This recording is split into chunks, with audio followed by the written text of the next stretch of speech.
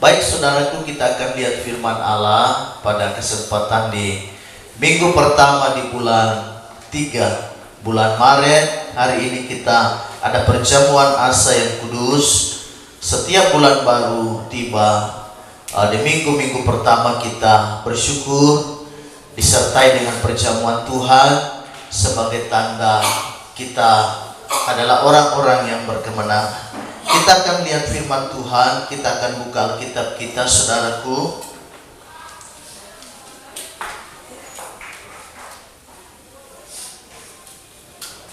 Mari kita lihat di dalam Roma, kitab Roma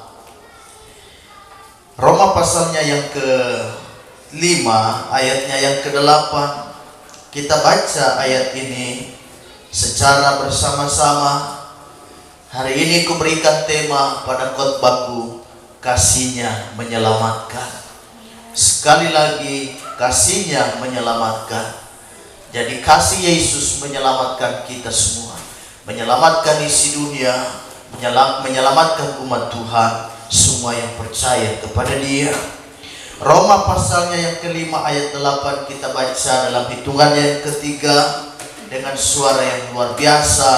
2, 3 mulai. Akan tetapi Allah menunjukkan kasih-Nya kepada kita oleh karena Kristus telah mati untuk kita ketika kita masih berdosa. Puji Tuhan.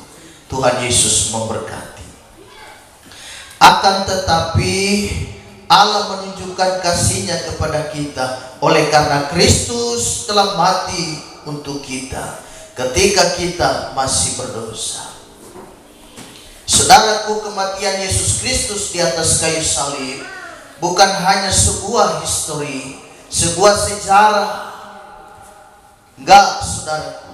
Tetapi kematian Yesus Kristus di atas kayu salib adalah merupakan puncak kasih Allah bagi manusia.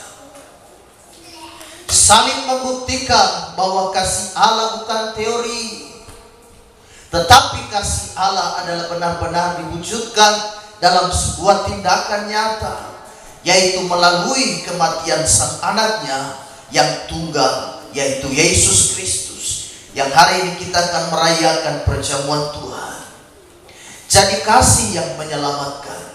Ada 3 poin penting yang akan saya sampaikan bagi kita semua pada pagi hari ini. Yang pertama, kasih yang berkorban.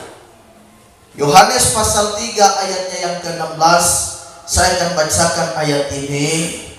Karena begitu besar kasih Allah akan dunia ini, sehingga Ia telah memurniakan anaknya yang tunggal, supaya setiap orang yang percaya kepadanya tidak binasa, melainkan beroleh hidup yang kekal. Jadi kematian Yesus adalah pengorbanan yang total. Ini pengorbanan yang sangat-sangat murni, saudaraku. Ia tidak dipaksa. Tidak ada siapapun yang memaksa Dia untuk kau tergantung di atas kayu salibnya. Lalu dalam keadaan terpaksa Yesus naik di atas kayu salib. Enggak. Ini adalah wujud kasih Allah yang total. Kasih Allah yang benar-benar tulus. Benar-benar Dia rela tergantung di atas kayu salib. Dia menyerahkan dirinya. Karena begitu besar kasih Allah akan dunia ini, kata firman Allah. Kasih Allah besar sekali bagi dunia ini. Meskipun dunia sekarang tidak baik-baik saja. Karena baru-baru saja hari kemarin Israel melancarkan serangannya ke Iran. Dalam serangan kemarin, sekarang ini Teluk Persia lagi bergejolak. Lagi perang sekarang. Dunia kita lihat sekarang berada dalam peperangan. Jadi Israel dengan Amerika Serikat gabung jurus untuk serang Iran. Nah, kita lihat bahwa kasih Yesus akan dunia ini begitu luar biasa. Karena itu saya dan saudara tetap percaya, tetap berharap hanya kepada Dia. Jadi kematian Yesus adalah pengorbanan yang total. Ia tidak dipaksa, tetapi dengan rela Dia menyerahkan nyawanya. Tidak ada yang memaksa Dia. Siapa yang memaksa Dia? Tidak ada. Karena itu adalah kasih yang tulus. Banyak orang kan punya kasih tapi kasih yang dipaksa karena keterpaksaan. Tetapi kasih Yesus adalah kasih yang tulus. Yohanes 15 ayatnya yang ke-13, firman Allah berkata, tidak ada kasih yang lebih besar daripada kasih seorang yang memberikan nyawanya untuk sahabat-sahabat. Kita adalah sahabat Tuhan. Kita adalah sahabat karibnya Dia.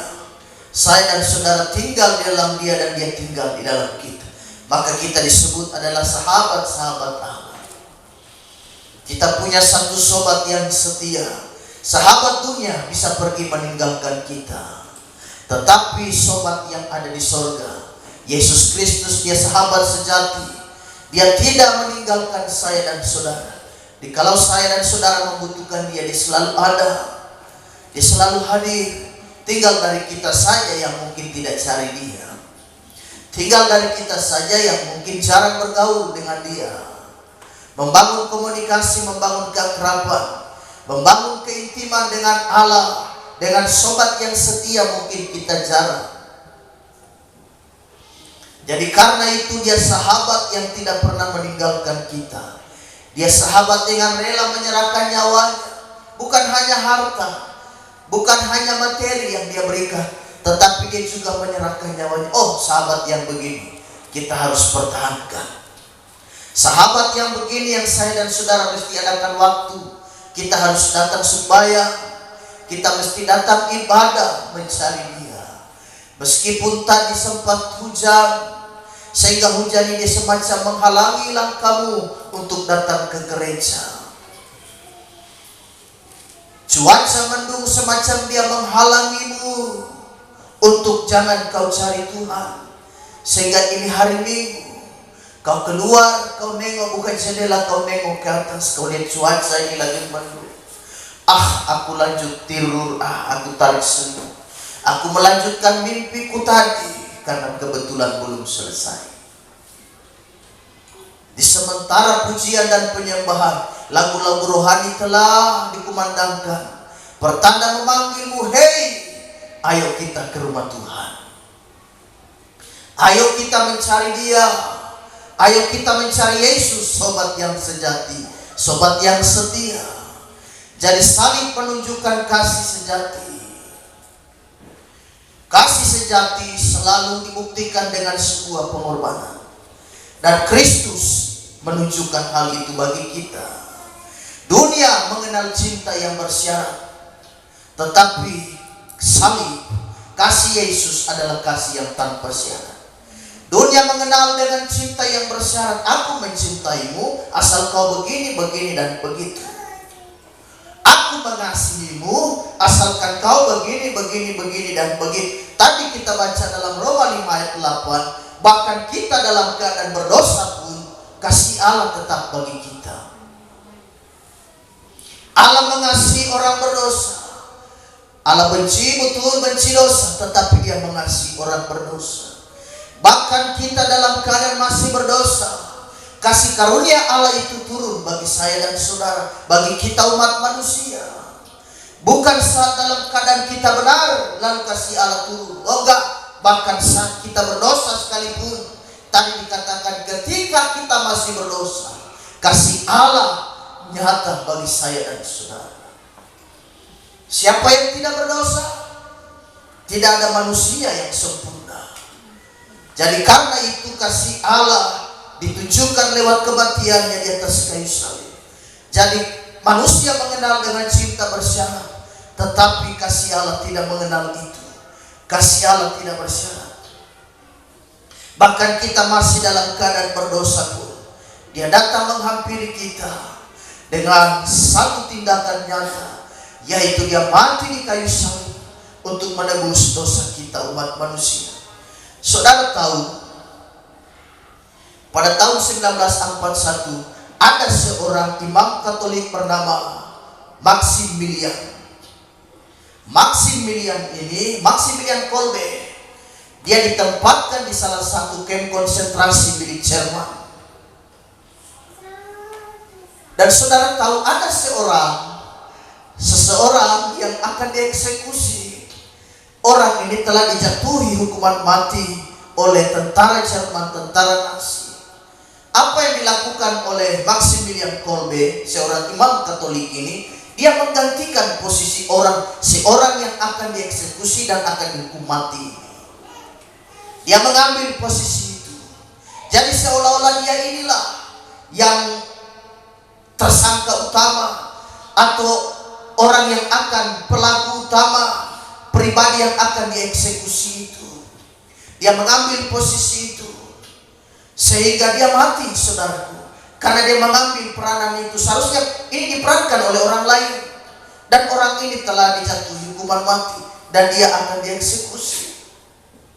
Tetapi saudara tahu, imam Katolik Maximilian Kolbe ini mengambil posisi sehingga dia yang mati, dan orang yang tadinya harusnya mati itu dia terbebaskan. Dia tidak jadi dihukum mati karena posisi telah diambil oleh Maximilian Kolbe, seorang imam Katolik. Dia menjadi simbol kasih di dalam kamp konsentrasi Jerman itu. Akhirnya dia dikenal sebagai pribadi yang penuh belas kasihan yang luar biasa. Tapi saudara tahu, ada satu pribadi yang jauh lebih hebat daripada Maximilian Kolbe. Namanya adalah Yesus Kristus. Dia bukan hanya mati untuk satu orang, tetapi dia mati untuk semua orang. Dia bukan hanya mati untuk satu orang, tetapi dia mati untuk seluruh isi dunia ini. Yaitu namanya adalah Yesus Kristus. Jadi ini luar biasa. Salib adalah tempat di mana Yesus berkata, biar aku yang menggantikannya. Sekali lagi, salib adalah tempat di mana Yesus berkata, biar aku yang menggantikannya. Menggantikan siapa? Menggantikan kita. Upah dosa dalam maut, manusia sudah berdosa. Allah geram, Allah murka, Allah marah. Seharusnya manusia yang harus dijatuhi hukuman mati, tetapi Kristus mengambil posisi itu. Dia semacam mengenakan dan memakai jubah terdakwa, jubah seorang yang telah dijatuhi hukuman mati. Jadi posisi kita adalah posisi yang terhukum. Jadi salib adalah tempat di mana Kristus berkata, biarkanlah aku yang menggantikannya. Biarkanlah aku yang menggantikan posisi orang itu, posisi saya dan saudara, seperti yang dilakukan oleh imam Katolik Maximilian Kolbe di kamp konsentrasi Jerman, menggantikan posisi seorang yang akan dieksekusi mati. Dia mengambil posisi itu.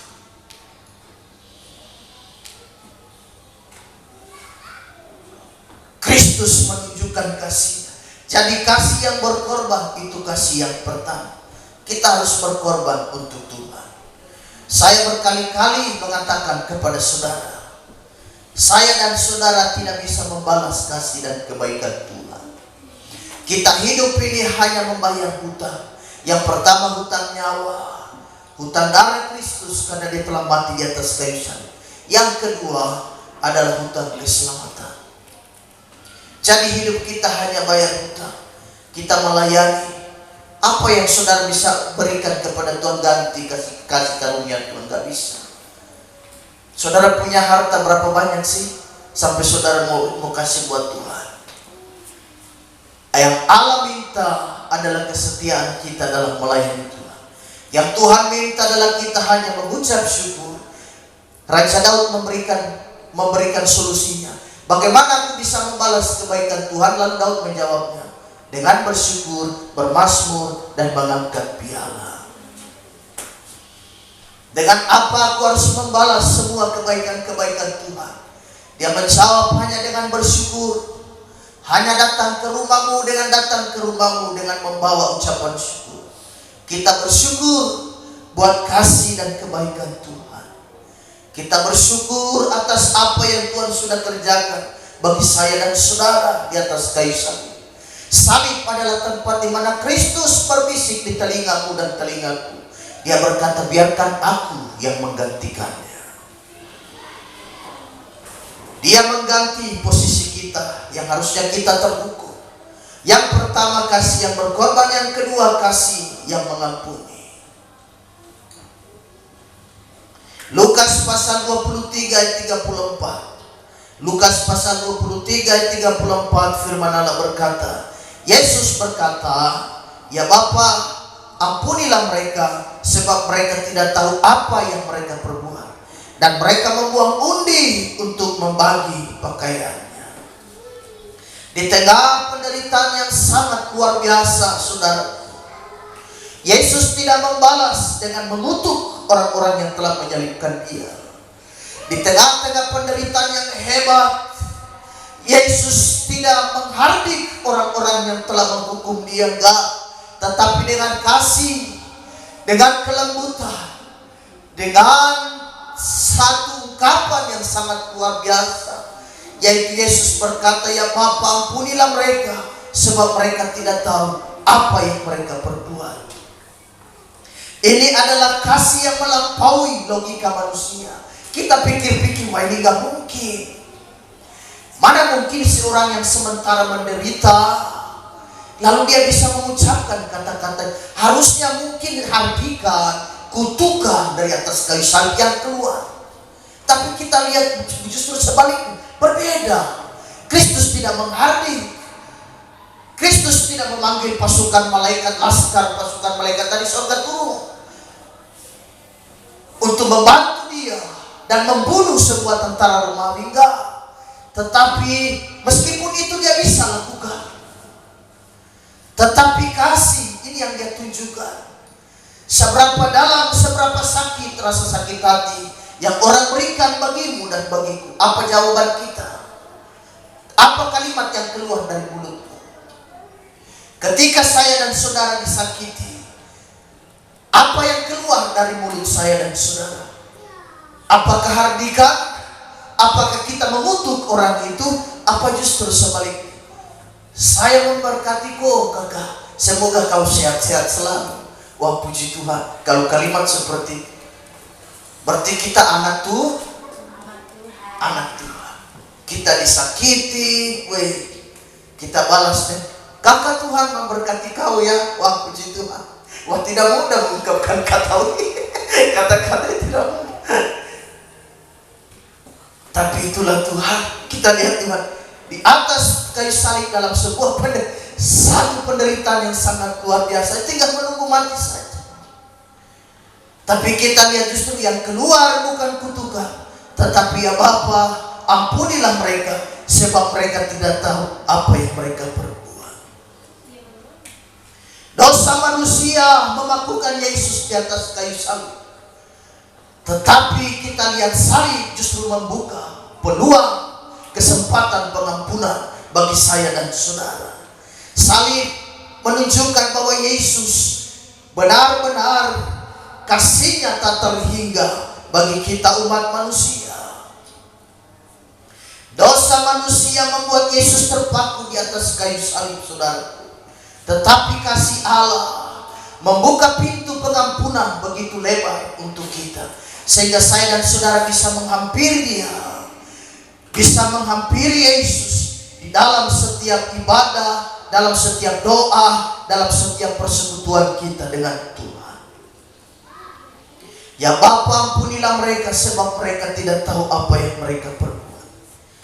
Berapa banyak di antara kita yang mungkin disakiti, berapa banyak di antara kita yang mungkin dikecewakan. Ada orang-orang yang tak bertanggung jawab yang melukai perasaan dan hati kita. Sekarang, apa yang keluar dari mulut kita, apa yang terucap dari mulutmu, itu yang menentukan. Kalau kau mengutuki dia, berarti lain, tidak sesuai dengan apa yang diucapkan oleh Yesus. Tapi kalau kita memberkati dia, firman Allah berkata, berkatilah mereka yang menganiaya kamu. Kita memberkati mereka, tidak apa-apa. Kita memberkati orang yang telah memfitnahmu, mungkin telah melukai perasaan dan hati kita. Kita belajar seperti Yesus, tidak mudah mengampuni orang. Pengampunan itu adalah milik orang-orang hebat. Pengampunan itu adalah milik anak Tuhan. Yang bukan anak Tuhan gak bisa melakukannya. Kita adalah anak-anak Tuhan, mengampuni. Jadi miliki pengampunan ini. Kristus telah mati bagi saya dan saudara. Jadi salib itu adalah bukan kelemahan.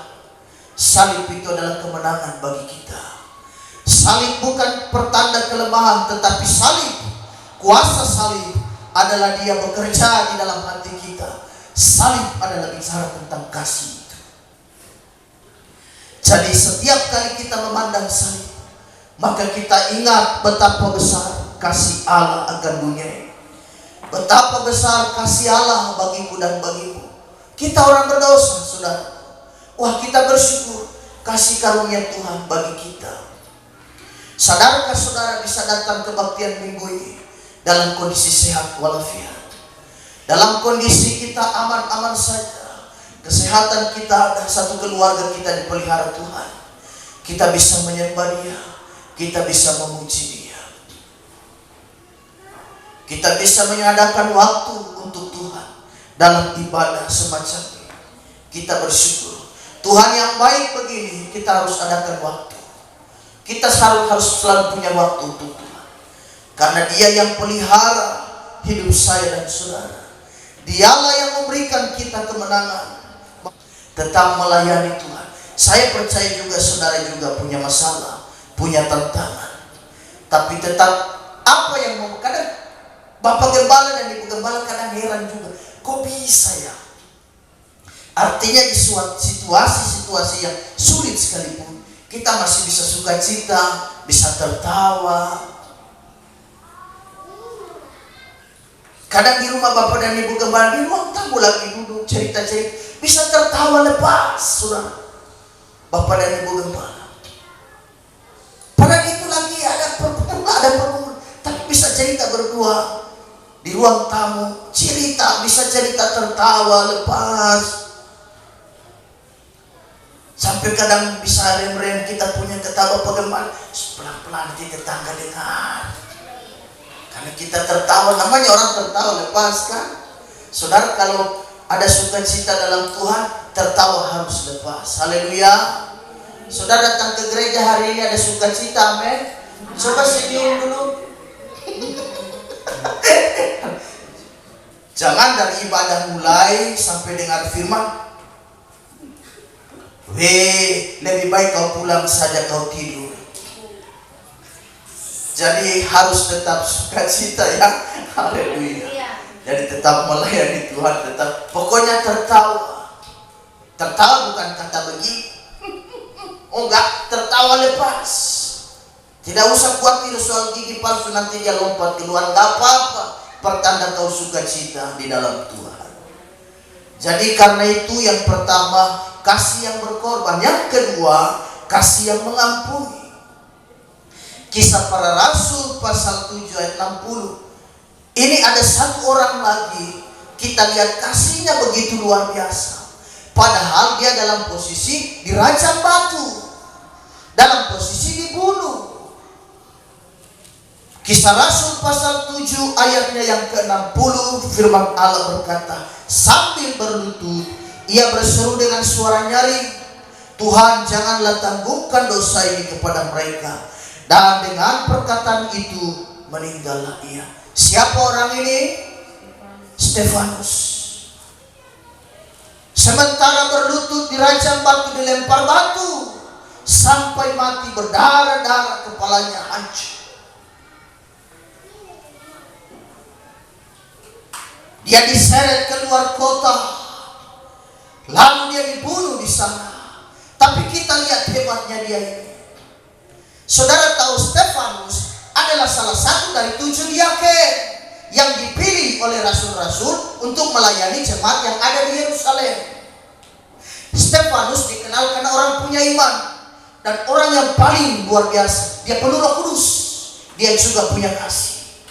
Ini Stefanus salah satu dari 7 diaken yang dipilih oleh rasul-rasul untuk apa? Pelayanan jemaat yang ada di Yerusalem. Tapi kita lihat dia dibunuh. Karena iman percaya kepada Tuhan. Saat dilempari dengan batu sampai mati, apa yang dilakukan? Dia mengampuni. Tuhan jangan tanggungkan dosanya kepada mereka. Dan dia lihat kemuliaan Tuhan waktu dia mendengarkan ke langit. Luar biasa. Hanya orang yang punya pengampunan bisa lihat kemuliaan Tuhan. Orang hatinya pahit, simpan kebencian, simpan akar pahit, sehingga semua jadi pahit. Ke gereja pahit, senyum pun rasa pahit, tepuk tangan pun rasa pahit, bahkan sampai makanan pun masuk ke mulutnya rasa pahit. Padahal sudah masak luar biasa, bumbunya takarannya pas, tapi masuk ke lidah bagi dia itu pahit. Akhirnya dia komentar, banting piring, banting sendok, bagi dia semua terasa pahit. Jadi hidup kalau sudah terasa pahit model begini, wah bagaimana lagi? Jalan satu-satunya hanya datang kepada Tuhan, karena dia adalah sumber kesembuhan itu. Bersama Yesus selalu manis, berkat Tuhan selalu manis. Haleluya. Jadi melayani Tuhan. Mari segala hati yang pahit, biar hari ini dalam perjamuan Tuhan, Tuhan memberikan rasa manis di hati kita. Melayani, perangai kita, tindakan kita manis. Jadi buang semua hal-hal yang tidak berkenan di hati Tuhan. Jadi kasih yang mengampuni. Kita lihat Stefanus luar biasa, bisa mengampuni dalam kondisi dirajam dengan batu. Yang terakhir, yang pertama kasih yang berkorban, yang kedua kasih yang mengampuni. Yang terakhir adalah kasih yang menyelamatkan dan memberi hidup yang baru. Orang kalau sudah mengecap dan menikmati kasih Tuhan, pasti hidupnya berubah. Jadi saudara, jadi jemaat, hidup harus berubah. Menjadi anak Tuhan, menjadi Kristen-Kristen yang berubah. Jangan dari tahun ke tahun begitu saja, gak boleh. Tindakan dan perilaku kita harus berubah, karena kita melayani Tuhan. 1 Petrus 2 ayat 24. 1 Petrus 2 ayat 24, firman Allah berkata, ia sendiri telah memikul dosa kita di dalam tubuhnya di kayu salib, supaya kita yang telah mati terhadap dosa hidup untuk kebenaran. Oleh bilur-bilurnya kamu telah menjadi sembuh. Oleh bilur-bilurnya saya dan saudara telah menjadi sembuh. Adakah saudara datang hari ini dengan berbagai macam problema? Yesus memberikan kita kekuatan, kemampuan. Jadi oleh bilur-bilurnya kita telah disembuhkan. Adakah saudara datang hari ini dengan kelemahan tubuh? Percaya di dalam nama Yesus. Tadi lagu yang diangkat oleh majelis kita, Ibu Marisa, di dalam nama Yesus ada kesembuhan luar biasa. Dan kita lihat kesembuhan, mujizat-mujizat itu terus menyertai kita dalam pelayanan. Kita bersyukur Ance hari kemarin sudah melahirkan anak perempuan. Bapak dan Ibu Gembala kasih nama Keren. Namanya keren sekali. Itu salah satu anak ya Ayub. Ketika Ayub dipulihkan, nama panjangnya Keren Hapuk. Itu salah satu nama anak Ayub, Keren. Nama lain dari anak Ayub adalah Ibu Mima ini, Yemima. Haleluya, puji Tuhan. Itu keadaan Ayub seperti pada saat dia dipulihkan Tuhan. Allah memberikan dia anak-anak yang luar biasa. Jadi salah satunya diberikan kepada anak Ance, anaknya. Dia berkata, Bapak dan Ibu Gembala kasih nama Keren. Jadi luar biasa. Tadinya dokter memvonis anak ini lahir mati, cacat. Sekeluarga mereka bingung, khawatir. Ance menangis terus. Dalam ibadah wanita dia datang menangis luar biasa, karena dia dengar informasi langsung dari dokter kandungan itu. Saya tidak sebut namanya. Anak ini akan lahir mati atau dia tidak normal, katakanlah cacat, pokoknya macam-macam. Dia pulang, dia datang dalam kebaktian, dalam ibadah wanita. Hampir Ibu Gembala dikasih curhat dan ceritakan. Ibu Gembala berdoa, pegang perutnya. Di dalam nama Yesus, Tuhan engkau memberi anak yang hidup. Tidak ada yang mustahil bagi Tuhan. Pergi kontrol ke sana, dokter bilang sehat, bayi sehat, melahirkan anak perempuan, luar biasa. Jadi kita percaya semua oleh karena kasih Tuhan. Jadi karena itu ini luar biasa, kasih yang menyelamatkan. Kasih yang menyelamatkan dan memberi hidup yang baru. Kematian Kristus bukanlah akhir dari sebuah cerita. Enggak, saudaraku, saling membawa keselamatan dan perubahan hidup bagi kita. Makin dekat Tuhan, hidup makin berubah. Roma 6 ayat 23. Roma 6 ayat 23. Sebab upah dosa ialah maut, tetapi karunia Allah ialah hidup yang kekal dalam Kristus Tuhan kita. Upah dosa dalam maut, kematian. Berbuat dosa mati, berbuat dosa mati. Tetapi oleh karena anugerah Tuhan, kasih sayang Tuhan, kita mendapatkan anugerah itu secara cuma-cuma, gratis untuk kita nikmati. Kasih yang menyelamatkan bukan hanya mengampuni, bukan hanya menghapus masa lalu, tetapi memberikan hidup yang baru. Jadi kasih yang menyelamatkan itu bukan hanya menghapus masa lalu, tetapi dia memberikan hidup yang baru. Kita sudah hidup di dalam Kristus, hidup yang baru. Ayat terakhir kita baca bersama-sama. Di dalam Kristus orang berdosa diubahkan menjadi ciptaan yang baru. 2 Korintus 5 ayat 17 kita baca ayat bersama. 2 Korintus 5 ayat 17 kita baca ayat ini bersama-sama. Mari kita bangkit berdiri. Kita baca ayat ini secara bersama-sama dengan suara yang mantap di hadapan Tuhan. 2 Korintus 5 ayat 17. 2, 3 mulai. Jadi siapa yang ada dalam Kristus, ia adalah ciptaan baru. Yang lama sudah berlalu, sesungguhnya yang baru sudah datang. Tuhan Yesus memberkati. Siapa yang ada di dalam Kristus adalah ciptaan baru. Kita ciptaan baru. Hidup yang baru. Haleluya. Hidup yang terus melayani Tuhan, terus dibangun. Rohani kita terus makin mantap di dalam Tuhan. Jadi kasih yang menyelamatkan bukan hanya menghapus masa lalu. Kristus tidak ingat-ingat masa lalu kita. Itu setan yang mengingat masa lalu kita. Dia si pribadi pendakwa. Kita sudah melayani, dia ingatkan kita dengan dosa kita 5 tahun yang lalu. Akhirnya membuat kita syak, membuat kita malu. Allah tidak mengingat-ingat. Jadi kasih yang menyelamatkan bukan hanya menghapus masa lalu, tetapi yang memberikan hidup yang baru. Kita adalah ciptaan yang baru, karena itu melayani Tuhan dengan sungguh. Saudara tahu ada seorang pendeta yang bernama John Newton. John Newton adalah seorang nakoda kapal asal Inggris yang ternyata dia juga terlibat dalam perdagangan budak. Jadi ini sistem jual manusia. Hidupnya jatuh dalam dosa, berdosa luar biasa orang ini, kotor sekali, mabuk-mabukan. John Newton. Tapi dia mengalami perubahan yang radikal. Waktu kapalnya hampir tenggelam dihantam badai yang mengamuk.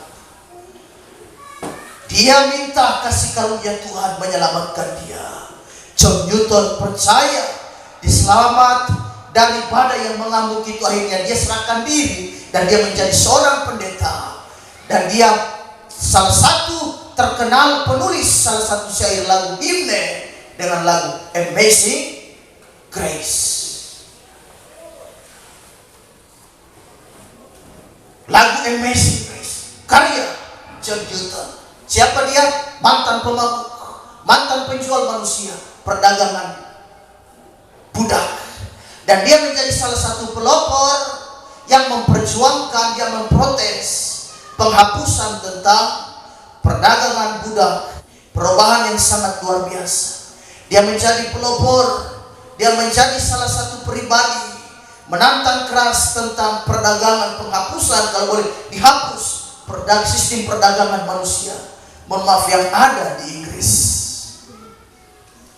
Jadi ini orang ini luar biasa.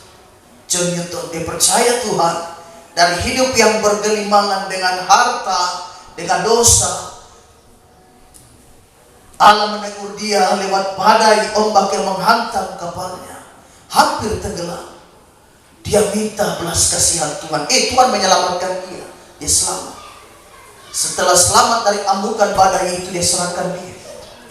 Dia percaya Tuhan, menjadi pendeta, hamba Tuhan. Dan salah satu karya yang terkenal sampai hari ini, Amazing Grace. Na na na na na na, itu karya dia. Sangat luar biasa. Jadi kasih yang menyelamatkan, bukan hanya memberi, bukan hanya menghapus dosa, tetapi memberi hidup yang baru. Saya dan saudara percaya kepada Tuhan Yesus memberkati. Tetap setia melayani Tuhan. Biarlah kita terus ada tinggal di dalam kasih karunia Tuhan. Tuhan Yesus memberkati. Haleluya. Kita angkat satu pujian. Kita bersyukur buat kasih setia Tuhan.